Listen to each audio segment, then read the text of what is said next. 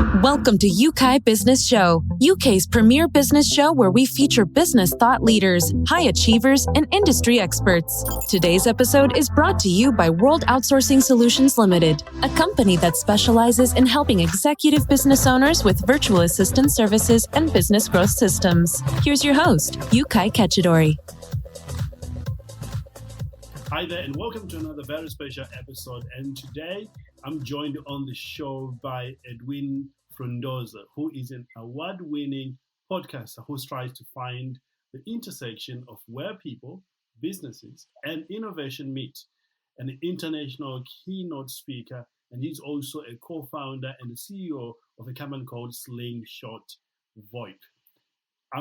He's Canadian, and it's so good always to have people from over there joining us on the show. Edwin, thank you so much for joining me here on the show. Yeukai, thank you for having me. I'm super excited, super pumped to get on with other podcasters and being on the other side of the microphone. Absolutely. You know, I was talking to my assistant, and I thought it's great to have other podcasters so we can have a conversation as to, the highs, the lows, what happens in between, and help people who are thinking about starting their podcast know what is ahead of them. Now, Edwin, before we jump into the main thrust of the conversation, for those who are yet to come across you and your podcast, give us a bit information about yourself. Yeah, no, thank you for having me. I guess the best way to describe myself and the way I like to do it is I'm a 4-year-old father, Awesome. six-year-old husband, 15-year-old entrepreneur, and a 44-year-old man. Just to give an idea for our listeners today, sort of where I come from there. But I am a tech entrepreneur. I've been in the telecommunications space for a long time. Launched Slingshot VoIP, which provides business-to-business, B2B telecommunication services. And with COVID-19, it's been very interesting as many businesses are migrating to work from home scenarios and people are getting creative. As mentioned, I'm a podcaster, award-winning podcast called the Business Leadership Podcast, where I discussed with business leaders, entrepreneurs, thought leaders in terms of their journey in terms of business leadership. So asking questions like, how was it like when your company grew from 10 to 100? What were the changes you had to make? Or when you got acquired by so-and-so, how did you bring on this leadership? So asking some of these different journey questions for those who may or may not be an entrepreneur, but they're in the leadership space. So that's sort of me in a nutshell. I don't know. I probably missed a lot more. I'm a marathon runner. I just finished the Berlin Marathon last year. Love to come and run the London Marathon, but it's like lottery ticket to get in there, and I don't know when they're going to start doing races again. So hopefully I could do that soon. Incredible. What I love about you reading from your story is how much you love learning. When it comes to progress. And you define success as involving learning and something else. Would you talk about that philosophy or that idea with our audience today? Yeah, for sure. And this is something fairly topic now where I'm actually doing a lot of writing and a lot of studying in terms of learning. But I understand for myself, let's just say I'm an entrepreneur, we have to learn so many things. And not only learn things, but we have to understand how much we want to learn of each part of our business, or whether it comes from business development to operations to finance to understanding a balance sheet. So just to become an entrepreneur, you have to love to learn. Otherwise, you're not going to get anywhere. You're not even going to get launched. You just have an idea on your mind and you think things are going to come together. But for me, learning, and I literally, I probably wrote about this recently. I mean, I look at my daughter, 4 years old, and children at 4, they're in awe of everything because they're learning almost every day something new. And it's just so fascinating to watch it. So it's just a reflection in me in terms of how I always thought in my philosophy about learning, but seeing that's when we're free. When you're young, the whole world is open to you and everything is absolutely amazing. But what happens as us humans, as we grow to adults, we're not learning as much things as we were at 4 years old. When you're 24 years old, you may think you know everything, until you get to your mid 30s and you realize, well, maybe this is if you open yourself to saying, maybe I don't know everything. And then you get to your 40s, you're like, oh my God, I don't know anything. So I got to keep learning and reading and understanding life. And I'm really fascinated in social and how people work and communications. And this is why I love the leadership podcast. I'm sure this is why you love talking to many people and just to understand the psyche. I just really look up to people who are always looking to learn. And it's always just a brand new day when you just like, aha, I got it. Or that's cool. It's just love. It's life, I think. And it really, like, I get pumped about this, talking about it. Absolutely. It's those light bulb moments that keeps your life moving forward every single time. Talking about podcasting, one of the reasons I started podcasting was I thought, if I'm going to do very well in business, I have to keep learning from people who are doing this stuff. It's very well to learn from books at university, and there's a place for that. But there's another place for learning from somebody who is actually doing this stuff right now, and that's where podcasts coming in. Talk to us about your journey in starting your podcast. Yeah, it's a great question, and it's sort of my expectations of going and launching the podcast ended up being different in terms of where my passion came from, and I think it was also learning. So I think my daughter she was maybe 6-8 months old. We're coming into 2017, near the end of the year. So many entrepreneurs like yourself probably start, planning your next year. Some of your goals. What are you going to do? What didn't work this year? What should I do the next year? So what had happened, and the quick story on it, I was crushing books. I was reading so much. And I don't know, I studied that year, 2016, how to speed read, because I understood that I took more in. I understood reading still was stronger than just listening to podcasts or ebooks. So I'm like, okay, how do I speed up the intake? So I was actually reading a lot at this time, and my daughter was not a year old yet.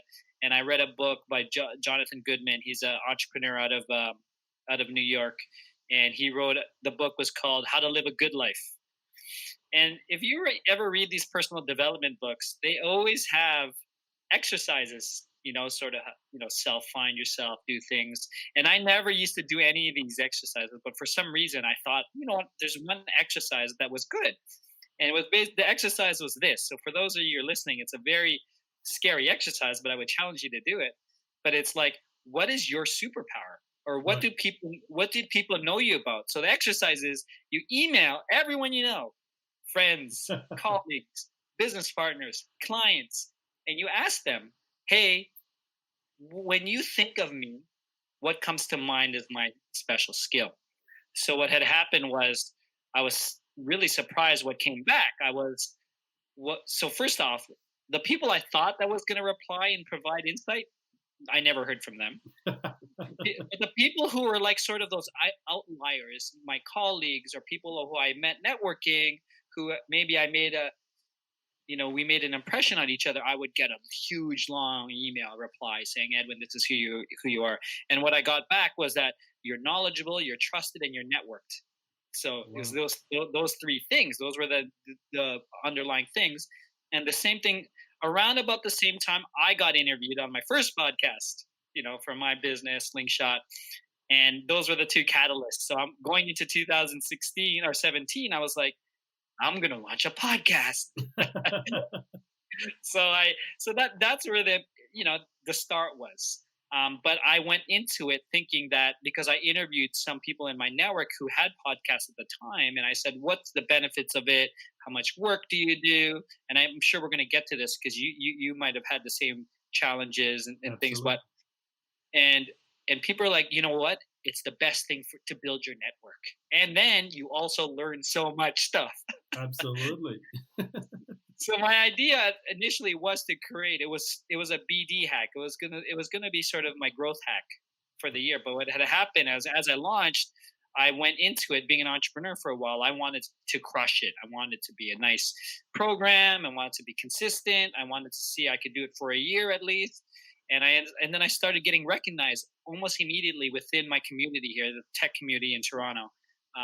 So that's sort of the start of it. And what would happen as I continued to do it, I really fell in love, not only with the networking, but the learning capacity and sharing it with our networks or your and I networks. When we learn something, we're just like, oh my God, I got to share this. Absolutely. This is gold. And this is going to be gold for someone else as well. So that's sort of my journey. And I thought it was going to be the short version, but it ended up being the long version. Thank you for listening.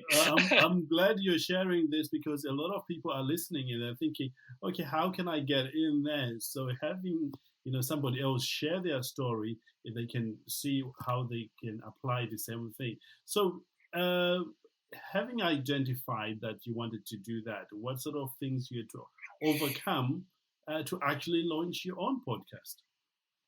Wow. So the overcoming for me and for any project, because I've gone through many cycles of launch, whether it's a product or a marketing or whatnot, but it was really getting that conviction of understanding the why. Why am I doing this? Yeah. And who am I doing this for? Right. So as soon as I identified that, because one thing I didn't share when I said, I got an idea that I'm going to do a podcast, I didn't know I was going to do a business leadership podcast. I knew I was going to do a podcast. Yes. So I went through this literally probably a week or two. I'm like, I'm going to do a passion one. I'm going to talk about stuff I love, snowboarding or camping or something like that. And then because I was in the business planning process for the year, I'm like, I can't do that. There's no ROI on that back to my business. I still had to loop it back to my business somehow. That's right. So what I did was I looked through my Rolodex of my biggest customers that were paying us thousands of dollars a month at the time. And I identified who they were, whether they're the entrepreneur or the C-level or a middle management, and when they contacted me and how they contacted me. So when they did it was they were either new to the role, so someone who's like fresh into a new mid-level management or a new C-level management, and who was listening to it. So it was the when. The when is when they did it, and who was listening to it, and it was these decision makers. So my idea was like, how can I talk to what do these people have in common? Whether they're an entrepreneur or an executive, they have this commonality of business leadership, management, specifically management. How do you manage people? How do you manage it, whether you're an entrepreneur or you're a C-level, or and what are those challenges? So that was my $1 million idea, because I looped it back of who my customer profile persona was. And like I said earlier, the idea was a quick ROI, but what I really loved about it and what grew more was my personal brand and the leadership topics. Amazing. What you've just done there is you've laid a blueprint for anyone who's looking to start their own podcast. Look at the return on your investment, who you want to serve. It's very, very nicely put. Now, let's talk about the misconception around podcasting that you have discovered. So we launched. You mean you're and my podcast are about the same age, right? 3 years, about 3 to 4 years old. But I mean, in terms of the misconceptions, and maybe because I'm further away from the launch now, but it's not as easy as you think. There's work to be done. Yes, there are tools now that you could literally launch after listening to this podcast episode. You could launch an episode almost immediately after recording. Like, there is so many tools out there right now that you could just do it right now. But what I ask people when they ask me for my advice, like, Edwin, because I get a lot of people reached out. I'm sure you do as well within your network, because you're the podcaster in your network. Yeah. I always question them.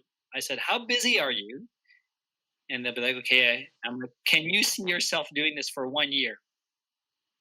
And then they really think about it. I'm like, oh, I never thought about that. I thought I was just going to try it out. I'm like, no, there's no trying. You have to do, and you have to do excellent. Like, you have to ensure that you're doing this. I understand the whole concept of MVP and trying, especially if you're a younger professional or younger entrepreneur. straight out of university or college, that's great. But if you're young and you're listening to this, listen to us and try to do it for a year, because longevity of you doing a podcast is successful. Most people, I don't know if you know the stats, but most people get to I think it was 12 episodes and they're done. Absolutely. Yeah. So you have to have it in the misconception is it's easy, but it's not easy. No. It requires, my experience, it requires focus, it requires time, and you have to absolutely love networking with people and connecting with people. Fortunately, late last year, we were featured. In fact, we're number 3 on iTunes in all of United Kingdom, which was one of the success that we've had. But it took us a while to get there. And now we talk of the downloads. People say, "Oh, how many downloads do you get?" But we did not start, where we are right now. So it takes focus, like you described there, and hard work. And let's talk about the mistakes, perhaps, that you've seen people make when they start to launch their podcast. I mean, the biggest mistakes I've seen, especially the podcasters within my network, is that they don't delegate out. Because podcasting is, like I said, it's easy to launch, but it's time. There's a lot of time put into it. If you're doing all of the production plus the interviewing, I mean, if you're listening to me now, that's at least 8 hours of work per episode, at least. Absolutely, yes. So one of the problems or the failures that I've seen is that folks don't create a system to do this. And I actually put a course on this on Skillshare, how to systemize your podcast, put it on Trello and do this. By my 3rd episode, I already had 53 steps how I produced a podcast. But I already hired a producer that did the audio, because I didn't want to do that. I thought that was already too much work for me. Yeah. And then eventually, once I started signing on partners, I was able to delegate it all out. But I already had the process, so it was simpler. Yeah. So I try to teach this as well with folks that want to quickly see it as part of their marketing ecosystem. It's not. It could be your end all and be all, because people are selling their program for millions of dollars, right? But that's right. They started at 2010, right? So it was a long game. Yeah, absolutely. Just for those who are listening, I only get to interview. Once I finish interviewing, my team takes over. So I've got somebody who looks for my guest. They screen the guests that we have. So we've got a very clear criteria that we follow as to who we want to be on this show. For example, they have to have real value, a proven track record, and they are actually doing this stuff so that we have the right people to help my audience. And then I come on as well to do these interviews. I have a system that I follow, so that if I'm not here, if somebody shows up, they just follow the exact system. And then afterwards, I've got somebody else who will take on, do the production. And after the production, there is the show notes. And after that, the promotion and keeping in touch with all our guests. So it's an entire process. Now, I'm not saying this to sort of scare you away, because the benefits are huge. Yes, yeah, and I'm not trying to scare it. I'm just what I've seen is that if it becomes a successful campaign or something that you want to continue, I urge people to outsource it. But that's one of the failures, is that entrepreneurs don't let go because people don't do it as good as me. I mean, you've heard this, right? It's not going to be good as what I could do, but it's as good as the process you give them, and and as much as you empower them to do it. Of course, no one's you exactly, yes, but they're pretty good too if you allow them to be good, right? So that's leadership. Absolutely, you let them develop in it. For me, I've learned that as long as it is good enough and it carries the message, I'm happy with that. Perfection, just destroys progress. 100%. If you get it out there, you just get started. Yeah. In June, are there maybe talk to us about different ways that podcast brings maybe success to the individual who's doing it. What has been your experience in running podcasts? So running a podcast for me, and I'm sure many podcasters will agree, but first off is podcaster provides almost a step above, I think. Like there was blogging, oh, I'm a blogger, but no one really cheered you on for being a blogger because there's something intimate about and confidence about putting yourself out there Yes. every week and every doing that and just being you and creating and putting out there. So that's scary to do already. Just do it on one off or even bit on that.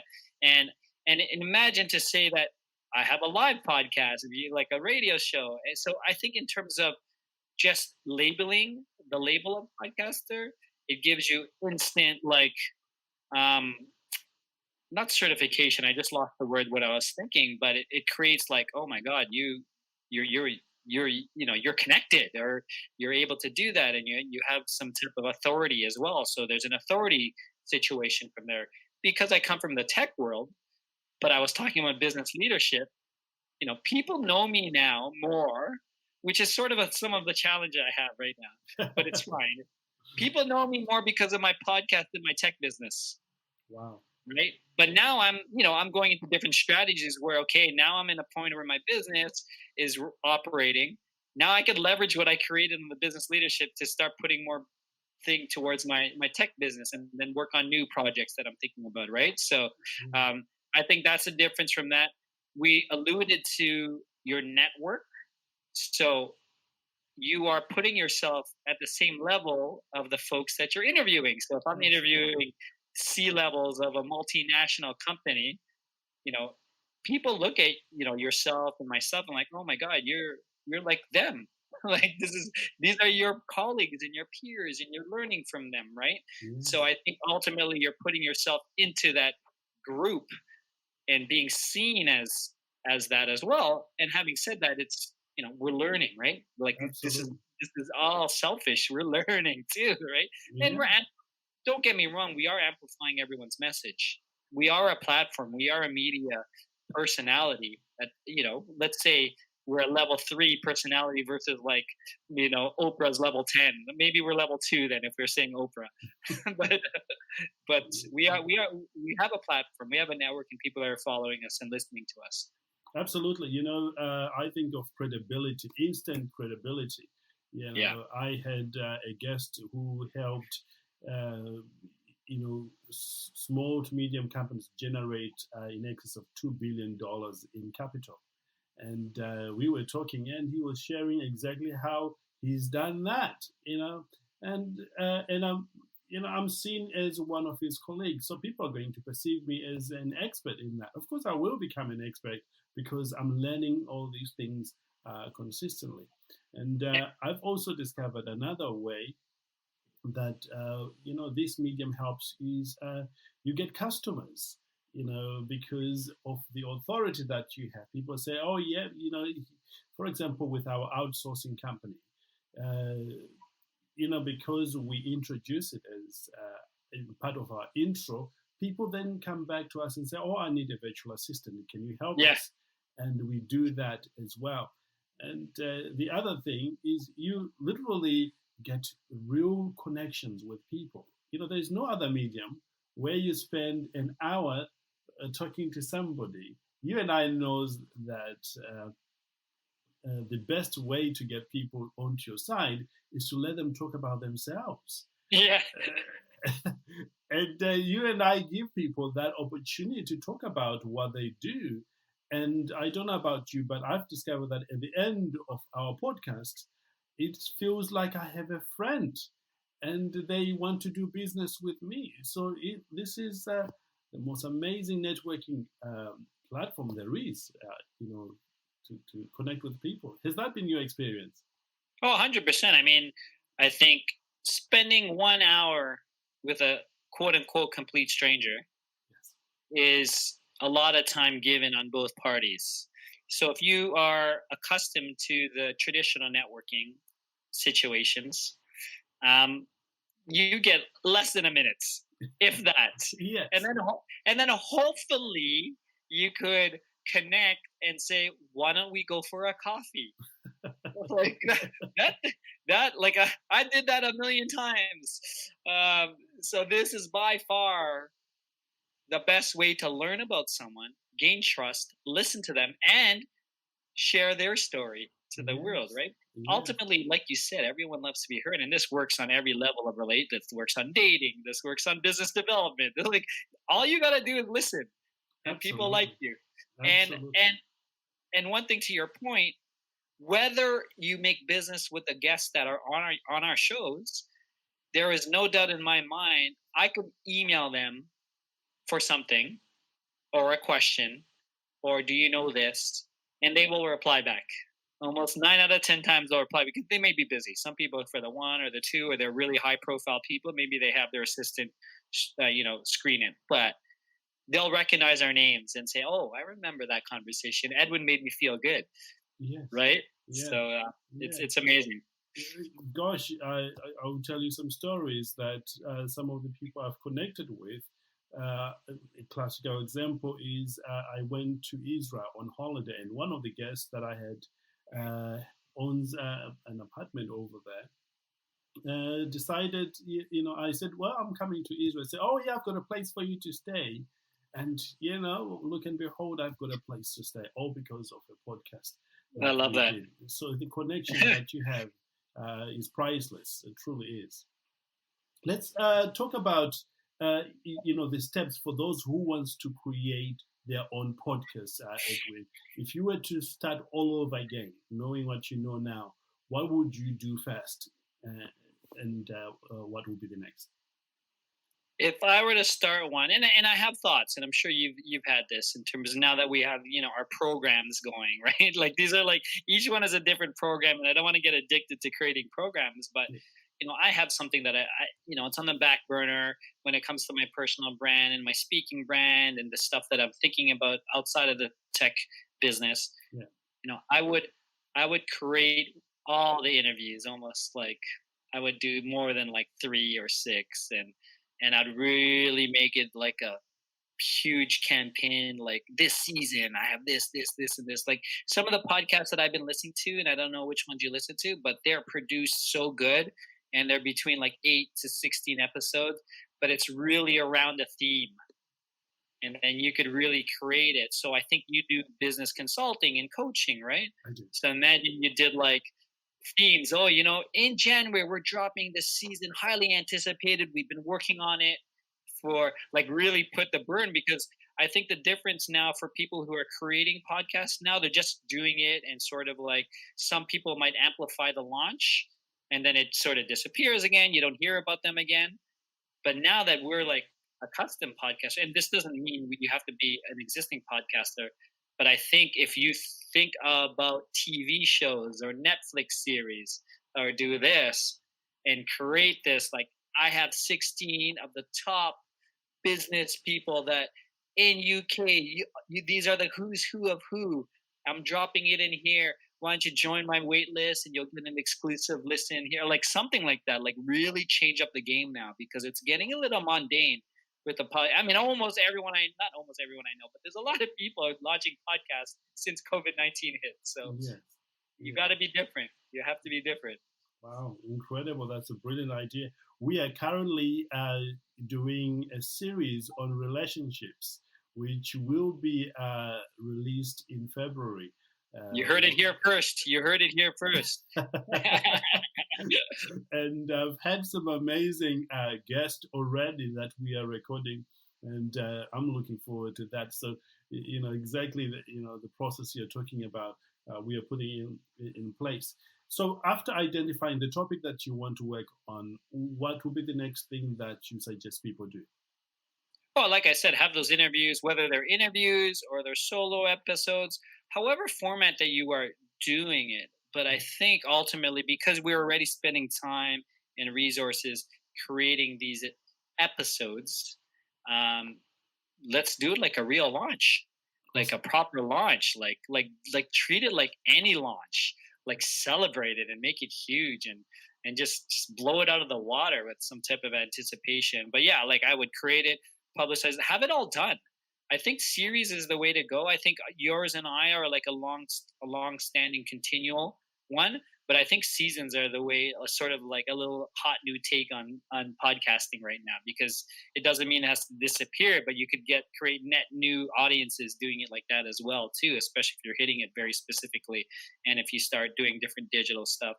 Having said that, I think video would be important. I know yours is yours is dependent, but I think doing video and having a nice set, I think, is the key now too. Awesome. So because of COVID-19, it really amplified the way video is seen. Yes. So it's just not enough for us to use our webcam, although both of us are using our webcam.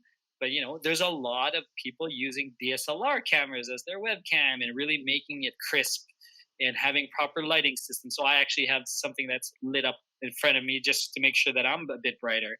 It's just these little fine tuning to make your production level a bit differentiated than the thousands, millions of other podcasters out there. So, I mean, all these little small things that seem like overboard, it actually makes a big, just like the mic.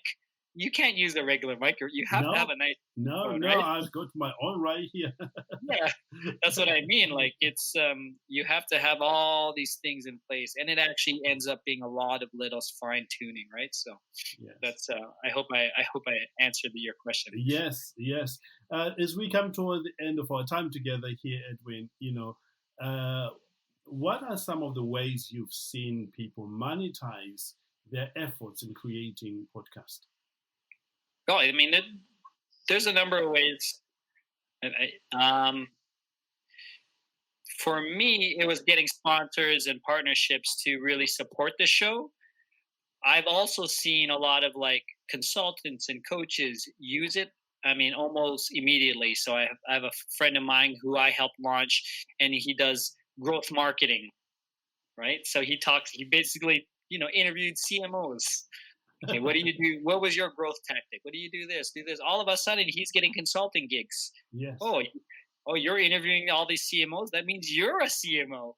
And then now he's getting all these. So, associating yourself as an expert and thought leader, because he was already a growth leader or an expert in that. I've also seen someone very similar who didn't come from the freelance space, but got a podcast, built a community here in Toronto around freelancing and focused around women freelancing.